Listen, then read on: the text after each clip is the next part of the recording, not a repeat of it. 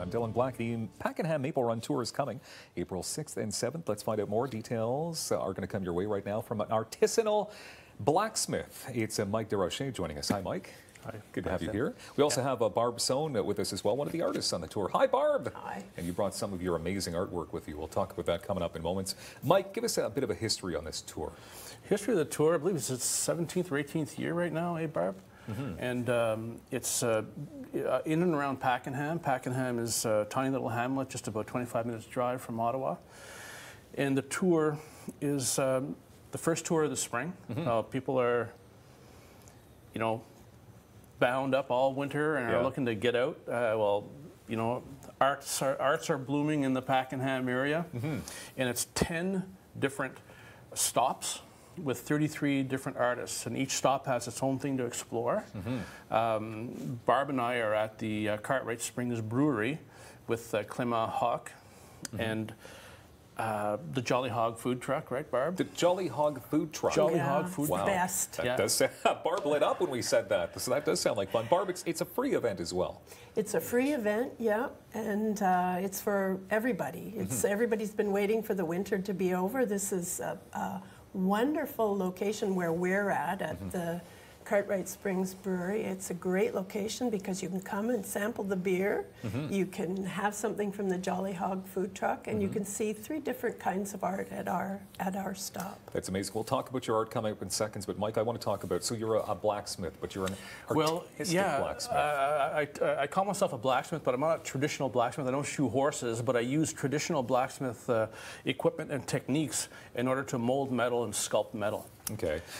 And you do, obviously, I mean, you create art. Yep. And we see some of the pictures of some of your amazing artwork right now, and you have even brought some of the tools you work with? Well, these are some of the tools. This is like a rounding hammer. It's an ancient blacksmith's hammer. This thing is more than likely close to 100 years old. And tongs, because I use a forge, it's very, very hot. Okay. You have to, can't really put your hands on anything. Okay. Tell us about some of the artwork you brought. Very creative. Well, I brought, the owl. This is a great horned owl at about half scale. Now, the great horned owl, all my pieces are basically old, discarded pieces of farm equipment, farm tools. Look at that guy right there. That's amazing. And yeah, this is a buggy wrench from the old days when you had the wooden wagon wheels, that sort of a thing, a buggy wrench. This is a plow point. Yeah. All the wings are made out of, whether it's a leg hold trap or scythe blades. These are all discarded pieces of farm equipment. The head is an old rake. The ears are actually spoons, but I go further. I form them into, like, this is all to scale, all the correct perspective. All of my pieces are studied in the correct perspective. Can I ask you, I want to look at Barb's work as well, but how long would it take to put that owl together? I'll typically have 5 or 6 pieces going at any one time over the winter, particularly, and it will take me 5 or 6 months to complete those 5 or 6 pieces. That's nice. You kind of get dead-ended with something. You need a certain piece, and you have to wait, or you get bored, or you get, you're kind of, you have to move on to something else. So I just keep all 5 or 6 going. On the go, okay. And Barb, your artwork, not to be outdone, it's creative. So would you like to explain the pieces that you have here? So these 2 pieces are the ones that I completed this week. So those are my brand new pieces, little tiny ones. I do a variety of sizes, which is great for this studio tour because everybody's there to look for different things. I have large paintings as well. On the end, you have 2 pieces there. My main focus in what I paint is water. Water is mesmerizing when you're looking at it. There's layers of patterns and colors, the shadows from the trees, the reflections. So you're painting all these different levels. And almost all of my paintings have some aspect of water in them. Nature, for sure, correct. So when people drop by the Cartwright Springs Brewery, Mike, so will you be putting together pieces of work?